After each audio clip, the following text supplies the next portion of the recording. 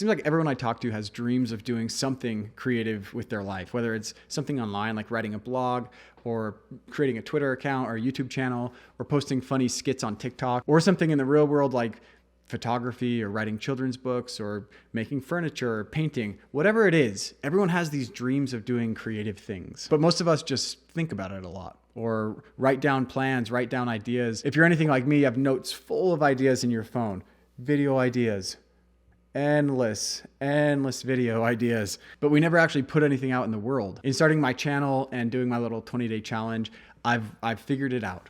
I figured out the reason why we're all so scared to put something out in the world. The first thing people ask when they find out that I'm working on a YouTube channel is, "Oh, that's awesome. What is the channel about?" It's totally understandable and a very innocent question, but I think it reveals a bigger problem. We all spend a lot of time consuming different stuff online, podcasts and videos and books, and we follow different thinkers and influencers and all very established players in the space, people that have been doing it forever. So they have a very clear message and a very clear identity and a very clear brand. And you or me starting out, we just don't have that clear identity yet. We don't know what our thing is going to be. And we can sit for years and years planning and thinking and trying to figure out what that identity is. And that's what's keeping us from ever putting stuff online, from putting ourselves out there, because we just don't know like the optimal way to do it, or we don't know what my theme, my niche, my color palette is going to be. You don't need a color palette to start. I'll tell you right now, you do not need a color palette. There's a YouTuber named Ali Abdaal, and he does these videos on how to get started on YouTube. He has like a whole course that he teaches. And one of his points is you don't need to know your niche before you get started. You don't have to know exactly what you're going to be doing, because you'll figure that out over time. People get hung up on this, like, I don't know what to make videos about.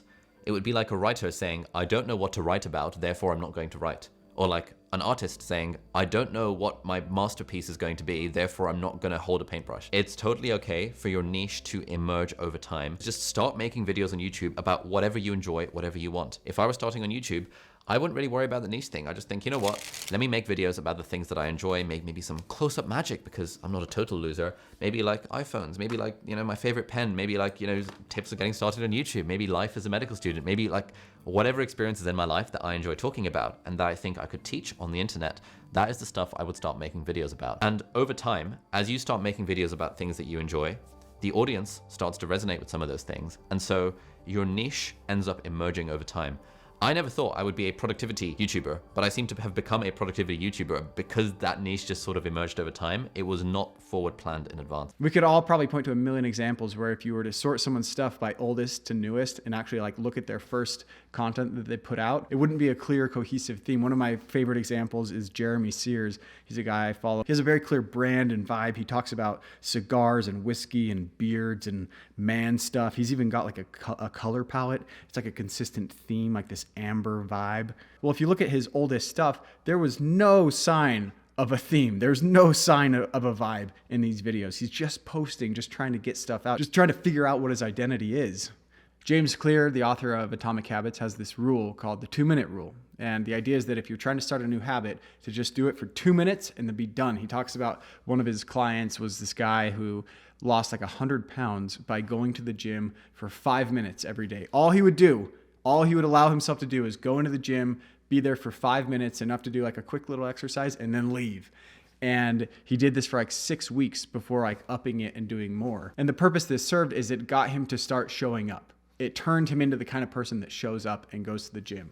And then from there, it's easier to build on that. And a habit has to be established before it can be improved. Until you become the person who shows up every day, there's nothing to optimize. Mm-hmm. We're so worried about figuring out the best diet plan or the best business idea or the optimal way to, boost my bench press or whatever. We search for all these perfect plans, but we don't do the thing that is fundamental to all of it, which is just showing up. And the 2-minute rule is one way to do that. If this is you and you have these creative ideas or things that you want to see exist in the world or things that you want to try, I would definitely recommend this book, The Practice by Seth Godin. In the book, he talks about establishing a daily practice of doing your thing and forgetting about the outcome. Forget about the 1 million followers that you want, or forget about the best-selling book that you want to write. Forget about the outcome and focus on the daily practice of writing or painting or whatever it is that you want to do. In regards to like narrowing in on your identity and figuring out who you are, he says, do the work, become the artist. Instead of planning, simply become. Acting as if is how we acquire identity. Writing is a universal solvent for creatives. Painters, entrepreneurs, therapists, circus acts. Each of us can write our own story down, a permanent record of how we see the world and how we will change the world. Yes, you can do it in private, in a notebook that no one will ever see, but you will find so much more juice if you do it in public. Even if you use an assumed name, even if you only circulate it to a few people, knowing that the words are there in front of others confirms your identity. I wrote this. Blog every day. It's easy, it's free, and it establishes your identity long before the market cares about who you are and what you do. Writers write, runners run. Establish your identity by doing your work. So if you're like me and you have endless notes in your phone of video ideas or business ideas or articles that I could write, this is your invitation to just start creating. Start creating right now. That's the way that you're going to establish your identity. That's the way you're going to find yourself.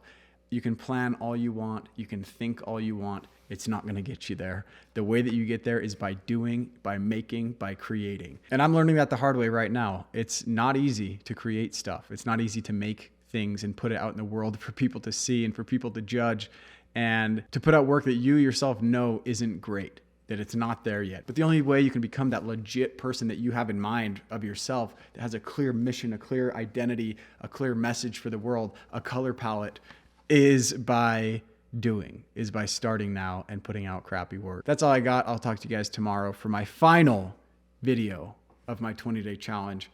Whew!